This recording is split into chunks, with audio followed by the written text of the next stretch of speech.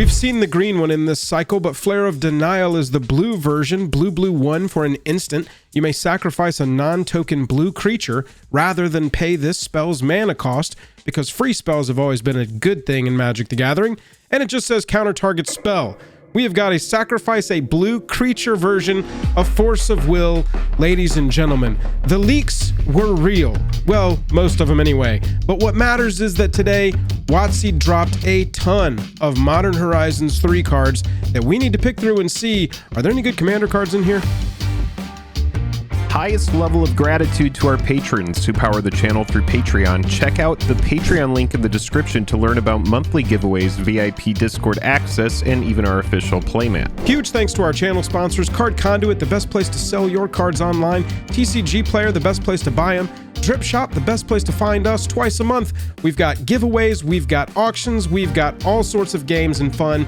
Go check us out over on Drip. Dragon Shield, the best sleeves in the multiverse; MTG Stocks, the best way to track prices of cards over time; and Moxfield, the best place to put your deck lists. And as always, thank you to our Patreon supporters. You mean the world to us. Go check out our Patreon if you haven't before. See if there's a perk that you like and get involved with our community on a deeper level. What's there to say about Flare of Denial other than this card is going to be fantastic pretty much everywhere? This is going to find homes. It's a given. A non-token blue creature, so easy to pull off. It's obviously not quite as good as Force of Will, as all the exaggeration will tell you, but it's still fantastic.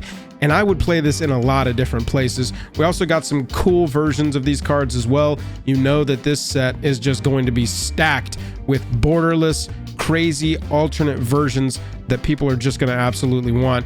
Chthonian Nightmare has got a ton of buzz right now. 1 black, 1 other for an enchantment that says enters the battlefield, you get 3 energy counters. You pay X energy counters, sacrifice a creature, returns Chthonian Nightmare to its owner's hand, pronunciation on that one. Return target creature card with mana value X from your graveyard to the battlefield, activate only at sorcery speed. Y'all, people are already saying, ooh, I can return Dockside off of this. We play the enchantment, we get the energy, we pay 2 energy, sack any creature, return it to our hand so that we're going to get that energy again. It's a self-fulfilling engine here, is one of the craziest parts about this. You don't have to go and search for other energy creators to get further value out of this, unless you want to get something that is bigger than 3 mana value. But returning a creature 3 or less and being able to sort of repeat it within its own bubble, Chthonian Nightmare supporting itself, that's so bonkers to me. And if the hype is anything to be believed, this card is going to be absolutely crazy in like CEDH, and we'll see for Modern if it finds a home there.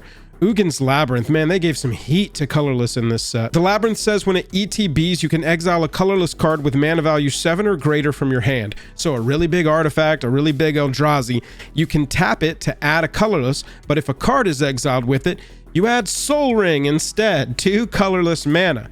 Then, because we just don't want any downside on our cards anymore, you tap Uggin's Labyrinth to return the exiled card to its owner's hand when you want it, so that then you can cast it. Uggin's Labyrinth is going to find a home in a lot of decks. I think this will find a home in more than just, oh, this is a novelty colorless deck or a novelty Eldrazi deck. I feel like artifact decks are going to go, could I do something with this? Especially if it's not some like really low to the ground Eggsy type build. If it's some sort of big artifact thing that's going to guarantee some really high value colorless cards, then maybe this one is going to be a second Soul Ring in those types of decks. At Mythic and in some of these treatments, I think that this card is going to be absolutely crazy. Urza's Cave has a lot of people talking. It's a land with land type Urza's Cave. You pay 3, tap it, sack it, search your library for a land card, put it onto the battlefield tapped, then shuffle. These are the types of cards that I always completely misjudge when we see them for the first time. This is a really easy card to cast off, but searching a land card right onto the battlefield tapped typically has ramifications in competitive play. This kind of card can absolutely pop off. It's printed at uncommon. Maybe they just want to control the price of it, or maybe it's not as powerful as these types of cards that get a land from your library, any land, right onto the battlefield have been in the past, but it still seems like it could be real bonkers. And anytime there's a land that says Urza's on it, I think it freaks everybody out. White of the Reliquary is a card that I am very excited about. This one's crazy. A green, a black for a 2/2 Zombie Knight with Vigilance. It gets +1/+1 for each creature card in your graveyard. That's great. And then tap it, sacrifice another creature, can be a token, search your library for a land card, put it onto the battlefield, tap, then shuffle. We just talked about getting lands right out of your library, right onto the battlefield. White of the Reliquary doing this for just sacrificing a token seems super busted, and the card scales up so it will be playable in Commander as well. I just think that this card is absolutely crazy. I would love to see if it's going to become like a 4 of in Modern, because that might be a deck that I would be very interested in playing. But the Reanimator player in me, the Tokens Generator player in me, this card goes in so many different archetypes. I just love it. Man, sack a creature, get a land, any land, right onto the battlefield tapped. That's got so much power. White of the Reliquary is a card that I'm going to be obtaining from multiple Commander decks, and I'd love to see if it's got some playability in Modern as well. Spawn Gang Commander, nice little callback here to our Siege Gang Commander. Red 3 for a 2/2 Eldrazi Goblin with Devoid. It's got no color. When you cast this spell, create 3/0/1 Eldrazi spawn creature tokens with sack out of Colorless, and you can pay a Colorless in 1, sack an Eldrazi. Spawn Gang Commander deals 2 damage to any target. That's where we're at nowadays. This is an uncommon. Create 3/0/1s that all pop into more mana if you want, and then you can just sacrifice the Eldrazi's and have the commander shock any target. I know it's an uncommon. This is to show off the limited format a little bit and just show how strong it's going to be with Siege Gang Commander at uncommon, basically. Siege Gang Commander Plus. Is this a better Siege Gang Commander? And so you know that limited of this. Jake and I are definitely going to do drafts on the channel for sure. This is going to be so fun. Kappa Cannoneer, now in Modern. Improvise, y'all. This one can improvise onto the field. This one has been kind of bonkers already. When this card first debuted, people were exploring it in Legacy. There was a run on this card early because of how powerful it was. That improvise ability, helping pay for the costs of Cannoneer. Ward of 4 might as well be hexproof. And whenever it or another artifact enters the battlefield under your control, you put a +1/+1 counter on it. And it can't be blocked this turn. Wow. I really hope that this becomes a playable archetype, a card in Modern. That would be so tight. This would be a very powerful deck to play. I bet that this card would get so frustrating to play against, especially considering, excuse the quick zoom here, but we need to remember we've got Flare of Denial on its way. I think it's going to get nuts, y'all. This looks like a big power up for Modern, and it's giving us some cool commander cards as well. Meltdown getting a nice little reprint. This is good. This is a card that was only ever in Urza's Saga. It's up around the like $9, $10, $11 range at this point. So we're going to get some sweet reprints in here. This one's coming in at uncommon and is going to have multiple reprints. So I wouldn't expect this to be a $10 card going forward, but it's cool to see it in there. Felia, Exuberant Shepherd is a new card, a new dog. 1 white, 1 other for a 2/2 with flash. Whenever it attacks, exile up to 1 other target non-land permanent. At the beginning of your next end step, return that card to the battlefield under its owner's control.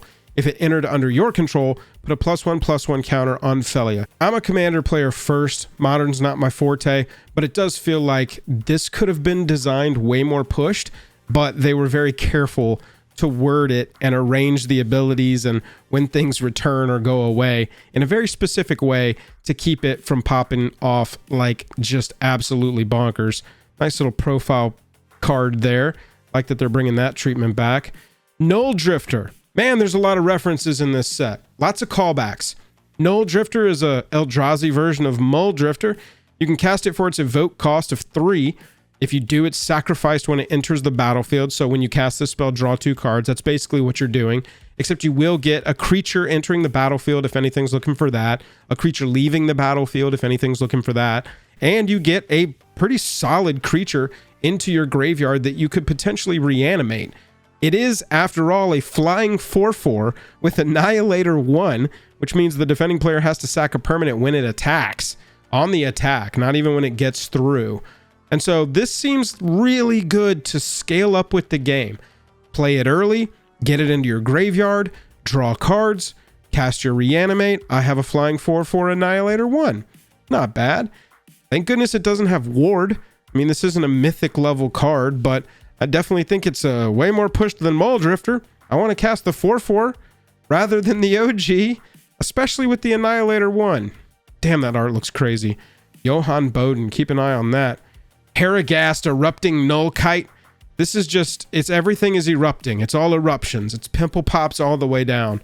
Haragast, Erupting Nullkite, 9 for a 6/6 with flying. Gotta read down a little bit to find the flying word. It's an Eldrazi dragon. It says when you cast this spell, you can exile your hand, and if you do, draw 3 cards. Really, you're not going to want a hand there. This just says cast this spell, draw 3 cards. That's how people are going to play this. And then each creature spell you cast has Emerge. The Emerge cost is equal to its mana cost. So Emerge is you can cast this spell by sacking a creature and paying the Emerge cost reduced by that creature's mana value. So if you've got a 6 mana creature on the battlefield, you can sacrifice it, pay red if there was no red in that creature's mana value, and you get Haragast, Erupting Nullkite onto the battlefield. You exile your hand, you draw 3 cards. Now you have a flying 6/6, and by the way, all of your other creature spells now have Emerge. I think that this could be a really cool commander deck. Mono red, obviously, but I do have interest in building some sort of Emerge, get some, maybe cheat some stuff onto the battlefield, and then use Haragast, sacrifice it, cheat it on for cheap. It's going to go away anyway. Sacrifice it to Emerge Haragast. I think that could be really cool. Really fun, different build for mono red. Haragast, Erupting Nullkite is one of the cards that I'm interested in the most right off the rip, but I'd have to see how it builds. You don't want to play bad cards just to make a commander work. That's going to be a frustrating time for you. And so I'm interested to see how it goes. Kudo's going to take all other creatures down to 2/2s. Base power and toughness. Also give them the bear subtype. Maybe you can play around with that. But the thing is it's very literal. Kudo King Among Bears is a very literal card. I think that they made this legendary on purpose. I think that they were like, if this is non-legendary, people running 4 of it alongside the other hate bears, maybe people are going to have a bad time. That is quite a profile shot right there. We're going to move on. Null Elemental Blast. CEDH players, sit up. Look up here. 1 colorless, instant speed. Choose 1. Counter target multicolored spell. Destroy target multicolored permanent. If you've been watching the channel for a couple of months, you know Jake and I are trying to learn CEDH. We're exploring it for the first time. This one seems really good for that format. Now, however, I don't know which deck it is that's like only running multicolor stuff. How often are you going to look at, some of the top decks in the meta and see multicolor spells or multicolor permanents getting played? I know some of the partners are multicolor. Right out of the gate, 1 colorless mana. It's got to be colorless. That's kind of holding it back, but it seems really strong. I feel like people are going to explore this one and want to maybe use it. 1 black for a Lurgoyf. Says Nethergoyf's power is equal to the number of card types among cards in your graveyard, and its toughness is equal to that number plus 1. Sounds like a Lurgoyf. It's also got Escape. For 3 mana, exile any number of other cards from your graveyard with 4 or more card types among them. This seems like it could be very strong, but that restriction holds it back pretty well. You're going to need a fetch land. You're going to need some sort of sacrifice of creatures or enchantments. Obviously, instants and sorceries are going to play beautifully. Just trying to get your graveyard filled up so that you can prove to be enough of a threat over and over again. It's wild that Lurgoyf has gotten down to 1 mana now, and it can come back by powering itself down potentially just a little bit. This one seems like, I don't even care that the Escape has to power down the Nethergoyf potentially. It just means it's coming back. And that is enough for me. Just a creature that is so pesky, returning over and over again. Kill it, you better exile it, or exile the graveyard around it or something. I feel like we're going to need to pack our graveyard hate after this set is legal, because these Lurgoyfs are going to be taking advantage of all these different card types in the graveyards. Really cool, though. I know Jake's excited about Lurgoyfs. I think that that's going to be something that he's really looking forward to with this set. Sylvan Safekeeper, really nice reprint here. This is a card that was first printed in Judgment. We've had a World Champ decks, and it was in the Commander 2014 in the Anthology. But this one's up around that $15 to $20 mark. It's not going to be after this set, I'll tell you that. But looking at cards like this, seeing fantastic reprints for the first time modern legal for Sylvan Safekeeper, people are going to be really excited about that card. That's right, they've done it. WotC has printed Orum's Chant into Modern, a format that's got Isochron Scepter. Target player can't cast spells this turn. If this spell was kicked, creatures can't attack this turn. It feels like if you can get this on an Isochron and wipe their board of creatures, you can just recast this every single time and keep them locked out of the game. Sounds frustrating. Obviously, it's gonna be fine. It's gonna be fine. It's gonna be fine. The more I say it, the weirder it sounds. It's gonna be fine. It's gonna be fine. I will say this treatment on the right, this Showcase Borderless whatever by Elena Richards, this is a beautiful card. Really fantastic printing. Looks awesome. Just not excited about that one because it's gonna be on Isochron Scepter. And I'm not excited about this one because it just locks you out of the game if you're like 3 or more colors. 2 mana artifact. Players can't untap more than 1 non-basic land during their untap steps. How's your play group going to handle this? People are going to have copies of this. They should probably run them. People are getting too greedy. 3 mana, 4 mana, 5 color decks. I don't know. This one seems like it might play. Should we be running more effects like this in Commander? Will it get you not invited back to the next Commander night? But if you're just letting everybody run rampant, when for 2 mana, this is going to shut them down. It's going to make you the archenemy. Let's not make any bones about it. You're the bad guy now. Everybody's going to target you. Jake can tell you from experience, just dropping like an early turn Torpor Orb, any effect like that within the first 3 to 4 turns, you haven't even developed any other board, people are going to get you out of the game for no reason. Because at that point, it's like, well, player removal works just as well. And we're going to get you out of here. And I feel like that's what would happen with Winter Moon. But off the rip, looking at this card, you're like, boof. I don't want to see that against my 3 color plus decks. But in my 1 and 2 color decks, are we starting to get permission-y? CEDH? Are y'all terrified of this? Is this not the scariest thing in the world? I feel like every card in the deck is non-basic. Every land in the deck. Winter Moon seems really, really brutal. Look, we've got another Siege Gang. It's Siege Gang Lieutenant. It's got Lieutenant, which is going to give you more ability if your commander's on the battlefield. It says, at the beginning of combat on your turn, if you control your commander, you create 2 1/1 red goblin creature tokens and they get haste. Then pay 2, sack a goblin, it deals 1 to any target. Fun support for goblins decks, any sort of sacrifice deck that needs tokens and you're in red. This feels like it could be a good addition to that strategy. Creating those 2, they're not immediately done away with. They don't say sacrifice at the end of turn. It's got some value to it. It really does.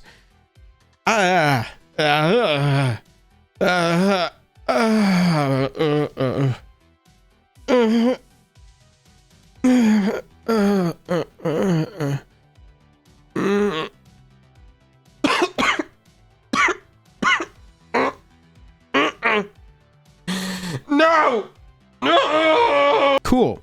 March from Velisvel, Velisviel, Vielish Viel.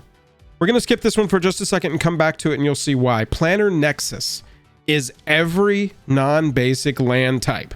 Non-basic land types include Cave, Desert, Gate, Lair, Locust, Mine, Power Plant, Sphere, Tower, and Urzas. It was confirmed on Twitter that this counts for both. You don't need 2 of them. It just counts for both. It's like a creature with Changeling, but for non-basic lands. And it can also filter you into a mana of any color. Planner Nexus seems really crazy and like the kind of card that a smart person is going to break wide open. And look, now let's go up to Velisville and you'll understand why I wanted to look at this one second. 1 blue, 2 other, sorcery. Choose a non-basic land type. Each land you control of that type becomes a copy of target creature you control until end of turn and gains haste until end of turn for 3 mana. Any creature you control for 3 mana, as long as you've got 1, you're in the value.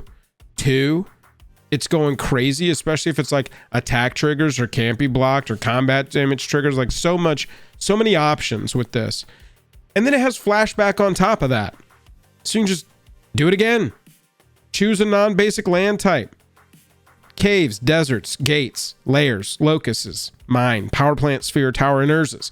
Off the rip, in Commander, that list of cards, except for like specific decks, desert decks, gate decks, that doesn't sound super powerful. Maybe it is. We'll see once we really start exploring this in relation to all the other cards. But understand that cards like this, immediate fine wine additions. Fine wine cards are cards that will last the test of time. They're always going to get better as time passes because more cards are going to get added to the strategy. Cards like this, choose a non-basic land type.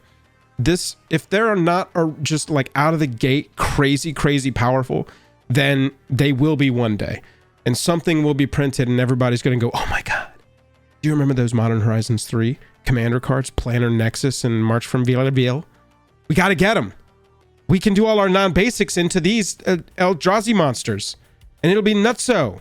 It'll be absolutely crazy. That's what we've seen so far. It's absolutely nuts out there. We can't even get a breath. I'm talking about Black Lotuses. I'm talking about spoilers. I'm talking about leaks. It's all over the place. I just talked about the Black Lotus selling for $3 million, reestablishing a high watermark for MTG cards. Go check that video out. Hear that story. It's kind of crazy. A lot of people doubt that it's even real. And look, hit that subscribe button. Jake and I are going to be covering the absolute depth out of Modern Horizons 3. You're in the right place if you want to see that set discussed. And now, in lieu of reading all of your names, a song to our patrons. Thank you for being at the $10 level. You get a fresh and unique video every week. And then someday you will get some sleeves. Once I figure it out, we're gonna get some free sleeves into your hands, into your hands, into your hands. But I gotta figure out delivery of digital assets to the people that works out in a way that's good for us and good for you. Thanks.